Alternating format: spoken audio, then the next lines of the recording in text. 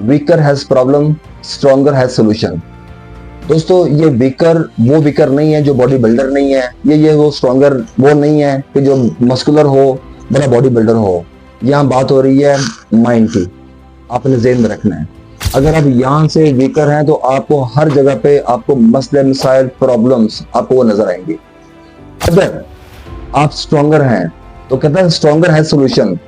अगर आप स्ट्रॉन्गर हैं तो आपकी जिंदगी में सिर्फ और सिर्फ हर चीज का हल होगा, आपके पास हर चीज की एक अपॉर्चुनिटी होगी। अगर आप वीकर हैं तो आपकी जिंदगी में मसले मसाइल, आप काम चोर होंगे, आप बहाने ढूंढेंगे काम ना करने के। मैं आपको एक चीज बताऊं, एक आपसे एक मिसाल में कोट करता हूं। एक अरस्तु के पास एक लड़का गया, यंग बॉय, जाके कहता है कि मैं कामयाब होना चाहता हूँ, मुझे बताएं कामयाबी मुझे कैसे मिलेगी, मुझे क्या करना है कामयाबी के लिए।